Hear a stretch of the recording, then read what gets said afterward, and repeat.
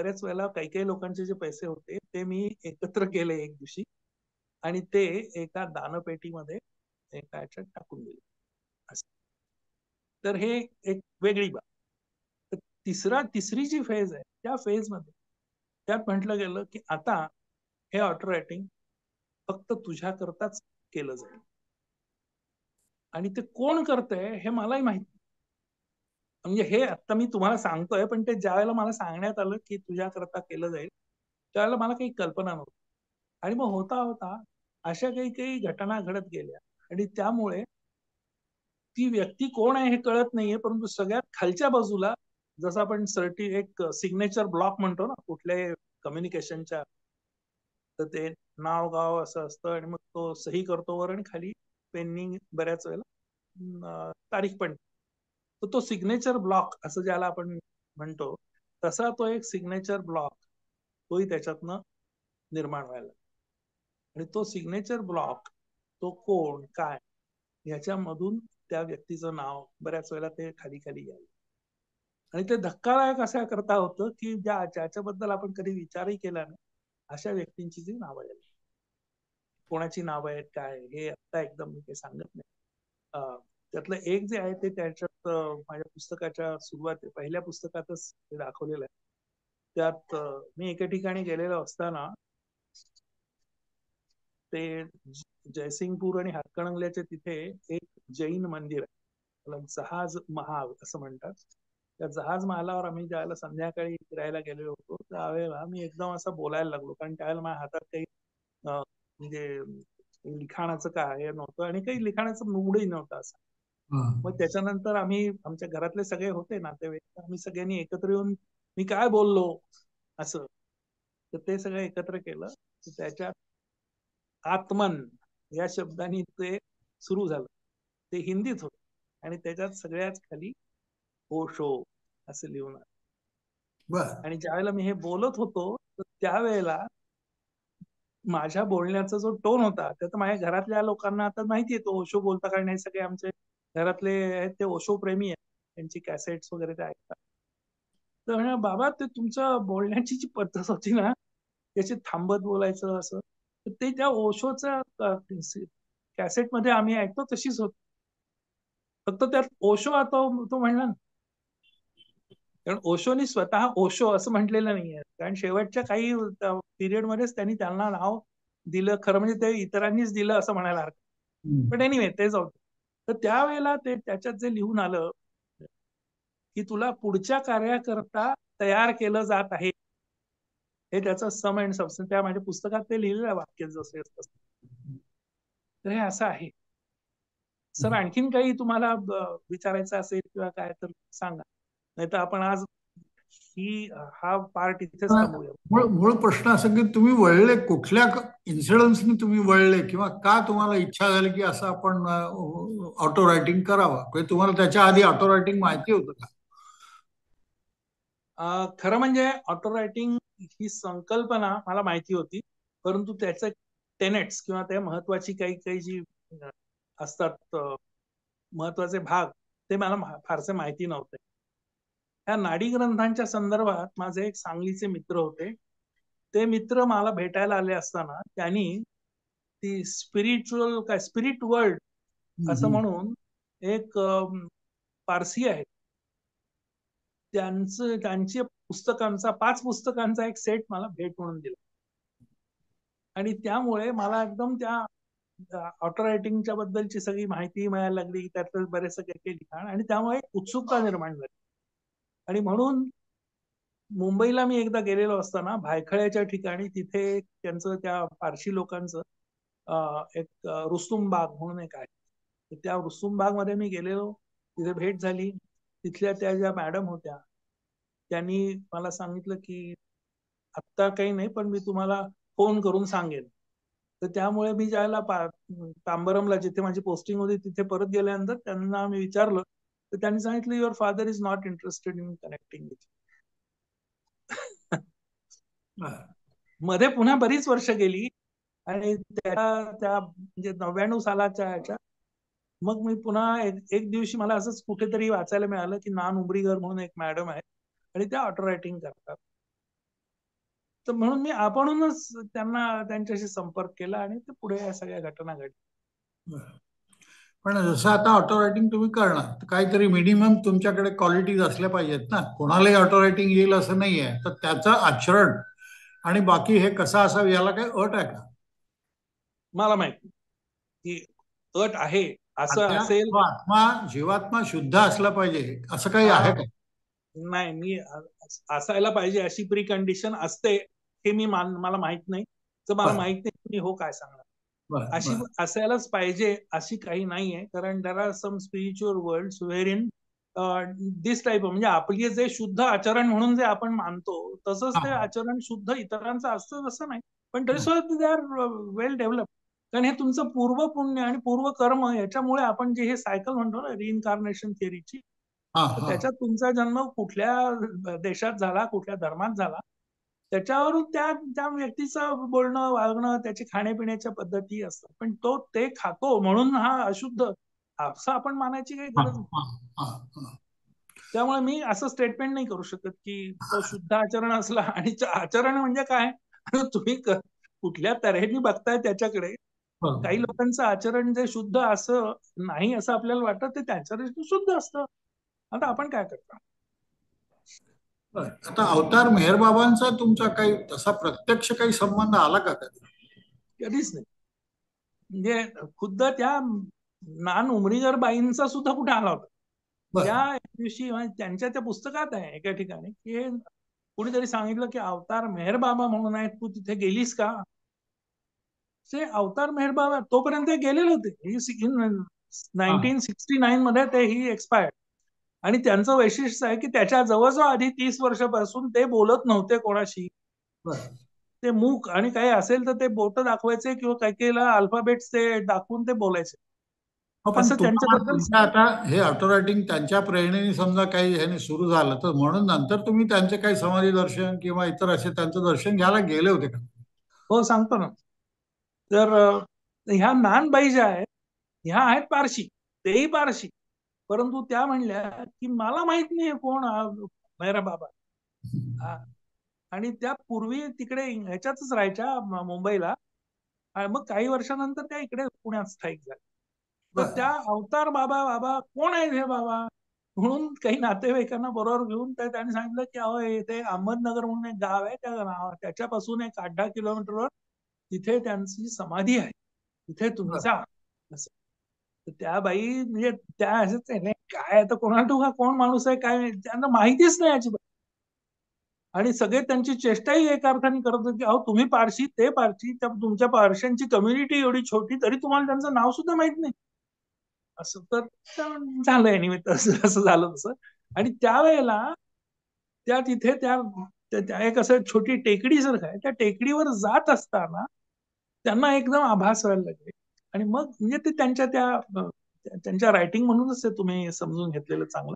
आणि बर. त्यांना तो अनुभव आला की जो त्यांच्या मुलाने आई म्हटलं आई तू जाऊन मेहर बाबांना भेट असं. तर तो त्यांना अनुभव आला. माझ्या संदर्भात ज्यावेळेला आता हे सगळं झालं तर त्यांची पुस्तकं पण मी वाचली होती, त्यामुळे मला आता कळलं की या बाईंना पण मेहर बाबा माहित नाही. मला बर. सुद्धा नाव ऐकून माहितीये, परंतु ते प्रत्यक्ष ते कधी कधी फोटो बिटो दिसतात तसं हात वर केलेले एक स्थूलग्रस्त. हा हा. तर त्याच्यानंतर एक अशी मजेशीर घटना घडली, खरं म्हणजे मला ती तुमच्या दुसऱ्या पार्टमध्ये सांगायची की बर. आम्ही तिथे पोचलो कसे. हा. आणि माझ्या बरोबर असलेला एक जो व्यक्ती होता, त्याचा आणखीन माझा कसा संबंध आहे हे त्या ऑटो रायटिंग मधून त्यावेळेला घडलेल्या त्या समाधीच्या पाशी बसलेलं असताना ऑटो रायटिंग झालं. बर. आणि मग त्याच्यात ते सांगितलं गेलं आणि ते इंग्लिशमध्ये झालं. हा. हा. तर मेहरबाबांचे जे गुरु होत्या बाबाजान यांचा काही तुमचा संपर्क आला असं माझ्या ह्याच्यात आहे. तसा नाही आला. हा ते एके ठिकाणी त्या ऑटो रायटिंग मध्ये म्हणजे माझा ज्यावेळेला हात पुढे पुढे सरकायला लागला तर तो पुढे जायच्या ऐवजी उलटा उलटा मागे यायला लागला. आणि त्यात बा बा जान असं लिहिलं गेलं उलट, हा म्हणजे उर्दूच्या स्टाईलनी लिहिलं गेलं. म्हणजे त्यावेळेला मला ते म्हणजे ज्यावेळेला मी लिहित होतो ना त्यावेळेला मला असं उलट काय जात आहे असं करत नाही. बा बा बाबा आल्यावर माझ्या लक्षात आलं की अरे हे बाबा जान हा याच्याबद्दल शब्द असू शकतो. मनात आलं हे. आणि बऱ्याच वेळेला तुम्हाला अपेक्षित असे जर शब्द आलेले होतात ते येतात देखील. पण काही काही वेळेला तुम्ही अरे ह्याच्या पुढचं अक्षरच ते बदलून गेला त्यामुळे तो शब्दच बदल. तर तो तुम्ही म्हणून ते बऱ्याच वेळेला तुम्ही तुमचं मन त्याच्यात घुसवायला लागला ना की ते इम्प्युअर व्हायला लागतं असं म्हणता येईल. म्हणून तुम्ही त्याच्यातनं बाहेर असलं पाहिजे. तो बाबा जान असेल नाही आणि काका जान असेल ते जे लिहिलं जातं त्याच्याकडे लक्ष द्या. त्या पण ते तुम्ही म्हणता सगळ्यातून त्या सगळ्यातून तुम्ही स्वतः अलिप्त असलं पाहिजे असं तुम्हाला म्हणायचं. एक्झॅक्ट. ऑटो रायटिंगचं सगळ्यात महत्वाचं जर काही एक की वर्ड्स म्हणा किंवा त्या की नोट तर तो जोपर्यंत तुमचं मन तुम्ही बाहेर काढत नाही तुम्हाला you have to vacate your दुसरी साईट दुसऱ्याला द्यायचे असं करून होत नाही. तर ते ते झालं तरच ऑटो रायटिंग होतं अन्यथा होत. आणि हे फिजिकल लेवलवर आहे मेंटल लेवलवर चाललेली गोष्ट. आता बऱ्याच वेळा आपल्याकडे काही गोष्टी आपण ऐकतो की सत्पुरुष एखाद्याकडून एखादी पोथी लिहून घेतात किंवा एखाद्याला विषय माहीत नसलेल्या विषयावर लिहून घेतलं जातं. तर हा ऑटो रायटिंगचाच प्रकार आहे का? No comments. कारण त्याला ऑटो रायटिंग म्हणावं तर त्यांनी दिलेल्या आशीर्वादाच्या मुळे ते लिहायला लागले किंवा ते स्वतः त्यांना काय म्हणायचंय ह्या सगळ्याला महत्व आहे. आपण त्रयस्थानी त्यांना ते ऑटो रायटिंग होतं असं म्हणण्यापेक्षा तेच म्हणले की हो ह्या ऑटो रायटिंगचाच माझ्या संदर्भातला प्रकार होता तर ते मानणं जास्त कदाचित ऑटो रायटिंग हा शब्द त्यांना माहीत नसेल. हा ते मान्य. प्रत्यक्षात ते हे म्हणतात की माझ्याकडून लिहून घेतलं जातं असं जे म्हटलं जातं याचा अर्थ ते ऑटो रायटिंग आहे असं होतं का नाही? Not necessary. नाही. हा तुमचा श्रद्धाभाव आहे. त्या श्रद्धाभावातनं जर तुम्ही लिहिलं असेल तर तुम्ही तुमच्या मनानेच ते लिहिलेलं आहे असं माझं म्हणणं. तो ऑटो रायटिंगच असेल दॅट इज नॉट. म्हणून सांगतो का की ही सगळी संकल्पना एवढी अशी आहे की ती इंडिव्हिज्युअलिस्टिक. त्या व्यक्तीने म्हटलं पाहिजे की हे ऑटो रायटिंग आहे. त्याला तुम्ही नाव ऑटो रायटिंग द्या आणखीन दुसरं काय नाव ते नंतरची गोष्ट. बर बर. म्हणजे तशी उमरीगरांची तुमची प्रत्यक्ष भेट नाही आहे? हो झाली ना. झाली. मिसेस त्या नान उमरीगर त्या बाई आहेत त्यांच्यामुळेच झालं. त्या आता बऱ्याच वर्ष त्यांच्यानंतर त्यांनी बऱ्याच वेळेला कॉन्फरन्सेस घेतल्या. त्यांची पुस्तकं नवीन छापली की त्यांचे ते पब्लिकेशन व्हायचे त्यावेळेला त्यांनी मला बोलवलं होतं. ते त्यांच्या लेवलवर. बर. पण त्या आतापर्यंत म्हणजे 2-3 वर्षापूर्वीपर्यंत त्या होत्या आणि त्यांची एक पद्धत वेगळी होती. त्या म्हणायच्या की तुम्ही मला ईमेलच करा. बर. जे काही कोणाला आता ते म्हणजे सुरुवातीला काही त्यांच्याकडे पत्रव्यवहार करत असतील लोक परंतु त्याच्यानंतर त्यांनी सांगितलं की she use to call me Shashi. Shashi I will tell you that what I am using असं त्या इंग्लिशमध्येच बोलायचं. त्या म्हणजे ते म्हणले मला मराठी कळतं सगळं पण बोलायचं तेवढा आहे. तर त्यामुळे की what I suggest that I have told people those who want to get connected with their dear ones let them write a email and that through email I will reply it back. आणि बऱ्याच वेळेला त्यांचं communication हे सुद्धा कॉम्प्युटराइज पद्धतीने होत होतं असंही त्या एकदा बोलताना म्हणले की हा. आता इव्हन माझ्या संदर्भात सुद्धा ज्या वेळेला आता कागद पेन्सिल नव्हती त्यावेळेला एके ठिकाणी तर मी म्हणजे असं आम्ही आठवून मी काय बोललो आठवा आठवा असं. तर दुसऱ्या वेळेला माझ्या हातात मोबाईल होता. म्हणजे आता मला कळतं की ऑटो रायटिंग चालू आहे म्हणजे मी नाही येतो तर त्यावेळेला मी ते मोबाईलवरच ते लिहिलं म्हणजे मोबाईलवर. दुसरा काही फोर्स तुमच्याकडून लिहून घेतो असा त्याचा अर्थ आहे? आता त्याचं उत्तर हो असंच म्हणायला पाहिजे. तो फोर्स हा जरा स्ट्रॉंग शब्द आहे पण ते एक मनाची अशी एक अवस्था येते की त्यावेळेला ते आपले आपल्या यायला तर ते म्हणून माझे आता पूर्वी एकदा मी आणि माझी मिसेस आळंदीला गेलो होतो तर मी असं म्हणजे शाळेत जसे बसवत नाही एका मागे तसे बसायची त्यावेळेला त्या योग साधनेच्या त्या रूम मधली सोय होती. तर ते माझी थोडीशी अस्वस्थता तिच्या लक्षात आल्यानंतर तिने मागून पेन आणि वही माझ्या पुढे दिली. सो घरच्यांना सुद्धा म्हणजे तो त्यांचा एक कॉन्ट्रीब्युशन जो फॅक्टर आहे ना तो त्याच्यात ते लक्षात यायला काहीतरी गडबड आहे. आणि त्यावेळेस आलेलं हे सगळं आता तुम्ही वाचा त्या काय मी असं आठवून शब्द त्या येणार नाही. आणि त्यावेळेला मला त्या अजान वृक्षाखाली जाऊन बस इन्स्ट्रक्शन.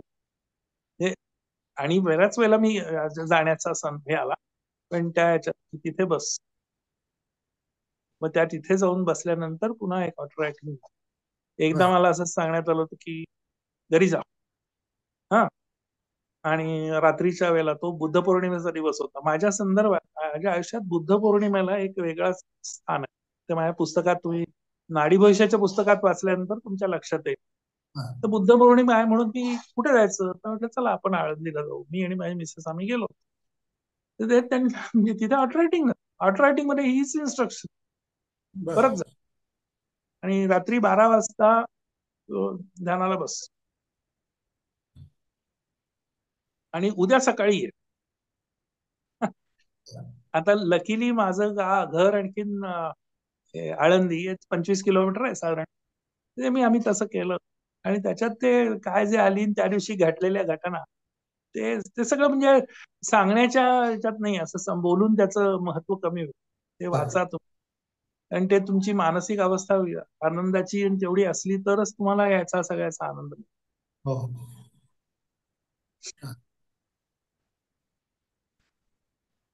अजूनही काही आपल्याला बोलायचं आहे का आपण थांबायची आता इथे? हा, नाही, मला असं वाटतं की आत्ताचा हा एपिसोड आपण थांबूया, कारण बऱ्याच जणांना आणखीन काही तर प्रश्न निर्माण होतील, तर ते पुढच्या संदर्भात तुम्ही म्हणला तर आपण हो बोलू.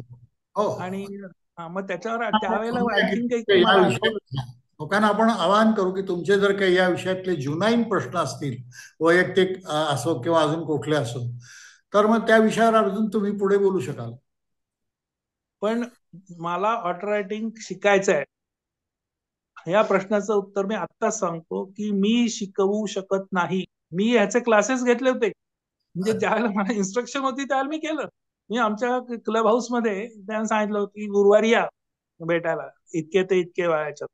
तसे लोक आलेले, काही लोकांना मी शिकवलंय, काही लोक ते शिकले, काही लोकांनी ऑटो रायटिंग केलं. पण आता मला सांगण्यात आलंय की ऑटो रायटिंग तू शिकवायचं नाहीस. That's it. ऑटो अजून रायटिंग इतरांसाठी. अजून त्या संपर्कात आहात म्हणजे तुम्ही? हा, ऑटो रायटिंगच्या संपर्कात आहेच. आता मी पुढच्या केव्हा तरी एपिसोड मध्ये सांगेन की सगळ्यात शेवटचं ऑटो रायटिंग हे माझ्या कुठं गाणगापूरला झालं, आणि ते अद्भुत आणि अशक्य प्राय अशा घटनांचा साक्षीदार आहेत. म्हणजे त्याच्यामध्ये नाडी भविष्य आणि ऑटो रायटिंग हे दोघात एक दुखात मिसळलेलं आहे, असं त्याचं उत्तर. हा, तर इथे एक तर मी कोणालाही शिकवत नाही, कारण तशी मला इन्स्ट्रक्शन नाही. आणि दुसऱ्या कोणातल्याही, म्हणजे तुम्ही म्हणलात की माझ्या घरातले अमके तमके नाही येत, त्यांच्याशी मी त्यांच्या वतीने संपर्क करू शकत नाही, तशी मला इन्स्ट्रक्शन. त्यामुळे हे दोन विभाग सोडले तर जर कोणाला काही त्याच्यात विचारायचं असलं विचार. बर, ठीक आहे. फार छान आनंद वाटला तुमच्याशी बोलून. लोकांनी जनरल या विषयाची जी काही उत्सुकता होती, ही उत्सुकता तुमच्या या भाषणामुळे निश्चितच पूर्ण होईल याची मला खात्री आहे. आणि पुन्हा भेटूया आपण अजून काही विषय किंवा अजून काही याच विषयावर आणखीन काही जास्ती असं आपण भेटूया. सर, मला तुमचं एक कौतुक वाटतंय की कालच आपण बोललो फोनवरून, आज आपलं हे व्हिडिओचं शूटिंग चाललेलं आहे. जसं हा ऑटो रायटिंग हा एक विषय आहे, तसाच आणखीन एक विषय हा डाउजिंगचा आहे. तर त्या डाउजिंग मध्ये सुद्धा कसे, आणि एक्सपेरिमेंटिंग आहे हे सगळं जे आहे ना, हे मी त्या ह्याच्यात शोधकार्य ह्याच कॅटेगरीमध्ये मी घालतो. तर त्या डाउजिंग मध्ये एक्सपेरिमेंटिंग कसं करायचं किंवा केलं गेलं ते, आणि त्याच्यानंतर नाडी ग्रंथ भविष्य जो माझा आता जीविताचं कार्य म्हणूनच मी मानतो ते. आणि या सगळ्या संदर्भात द्यायला ते ओशो म्हणले ते ना की ह्याच्या पुढच्या कामाकरता तुला तयार केलं जात आहे, तर ते मलाही माहिती नव्हतं. एका माझ्या व्हिडिओ मध्ये ते पूर्वी लिहिलं गेलेलं आहे की something is there which is knocking. बाहेर ना असं टकटक होत आहे असं मला वाटतं, परंतु मी आत जर बसलेलो असेल तर मला आतनं कडी उघडल्याशिवाय तर बाहेरच्या माणसाला आत येणं शक्य नाहीये ना. तर ती टकटक बरीच वर्ष होती, आणि ती टकटक नंतर या शिवाजी महाराजांच्या संदर्भात मिलिटरी कमांडर्स कंबाईंड म्हणून आम्ही वेगवेगळ्या म्हणजे शिवाजी महाराजांच्या ज्या लढाया आहेत किंवा आणखीन मोठ्या महापुरुषांच्या ज्या लढाया आहेत त्या मिलिटरी पॉइंट ऑफ व्ह्यूने आम्ही केलेलं आहे. हे त्याचं वैशिष्ट्य. आणि त्याच्यात मग त्या वेगवेगळे जे मोठे मिलिटरी कमांडर आहेत ते आपली त्याच्यात व्यक्त करतात मतं किंवा त्यांचे जे विचार आहेत किंवा त्यांच्या अनुभवातनं त्यांना जे मिळालेलं आहे या संदर्भात काय म्हणणं आहे हे तुम्हाला त्याच्यात. आणखी काय छंद काय तसे तुमचे आणखी व्यक्तिमत्व म्हणून काय छंद आहेत विशेष असे? अरे आता तुम्ही म्हणताय तर एक तर माझ्या आता हवाई दलातले माझ्या आठवणी म्हणून एक सिरीज चालू आहे ती आता आपल्या माधव जोशी सरांनी त्याच्यावर घातलेली आहे. तर त्यात मला आलेले अनुभव किस्से आणि बहुतेक सगळ्यांना दुसऱ्याची फजिती कशी झालेली आहे असं वाचायला जरा बरं वाटतं. की एखादा माणूस घसरून पडला की जरा हसायला येतं तसं माझ्या बाबत मी बऱ्याच गोष्टी करून ठेवलेल्या आहेत ज्याच्यामुळे इतरांना हसायला यावं किंवा असं काही काही मजेशीर किस्से कहाण्या. कारण काय मी हवाई दलात जरी असलो ना तरी आम्हाला हवाई दलातल्या घटनांच्या बद्दल बोलण्याची हे नाहीये आणि ते बोलायची गरज आहे. आणि हे ज्या विशेष करून या कारगिल किंवा महत्वाचे जे एपिसोड झाले त्याच्यात माझ्याहून ज्ञानी अनुभवी असे जे लोक आहेत त्यांनी त्याच्यावर लिहावं हे माझं म्हणणं आहे. म्हणून मी एअरफोर्स मधल्या फ्लाइंग ह्या विषयाच्याशी निगडीत नसलेल्यावर गोष्टीवर बोल किंवा लिहितो. चला धन्यवाद. खूप छान वाटलं ऐकून. अरे एक थांबा एक सांगायचं राहिलं की म्हणजे तुम्ही विचारलं ना सॉरी मी असं एकदम कट करतो तुम्हाला. दत्त संप्रदाय आणखीन ह्या ज्या पोथ्या आहेत गुरुचरित्र किंवा या पोथ्यांचा मी वाचक आहे. जवळजवळ 40 वर्ष दरवर्षी दत्त जयंतीला मी ते वाचन करतो. ते का कधी कसं झालं त्याची एक वेगळी कहाणी आहे ते नंतर केव्हा तरी सांगेन. तर त्याच्यामधल्या श्रीपाद श्री वल्लभांची जी पोथी आहे त्या पोथीवर मी रसग्रहणात्मक 12 भाग लिहिलेले आहेत आणि त्याच्यात इतिहास भूगोल आणखीन समाजशास्त्र या 3 अंगाने त्या पोथीतून आपल्याला काय बघायला मिळतं याचा एक वेगळं रसग्रहणात्मक लिखाण केलेलं. तर त्याची पुस्तकं ती ई बुक्स मध्ये त्या केलेली आहे ती ठेवलेली आहे आणि 1 ते 10 असे 5-6 खंड करून त्या पोथीमध्ये सांगितली गेलेली जी काही घटना आहेत वास्तू आहेत काही काही गावांची नावं आहेत नद्यांची नावं आहेत काही मंदिरांची नावं आहेत ती मंदिरं गावं ही आज आहेत का जवळजवळ 650-700 वर्षानंतर ती कुठे दिसतात असतील तर ती कशी दिसतात ह्याचं सगळं लेटेस्ट वर्णन आणखी ह्या गुगल मॅपवरून तिथे पोहोचायचं कसं असेल ते त्यांचं प्रत्येकाची यात्रा कशी काय झाली काय याच्याबद्दल एक शोधकार्य करणारा अशी 6 आणखीन पुस्तक आणखीन आता आहे त्याच्यात आता नाही आता बोलत आता नंतर सांगेन पुन्हा केव्हा तरी माझे बाकीचे चालेल. ओके ओके धन्यवाद.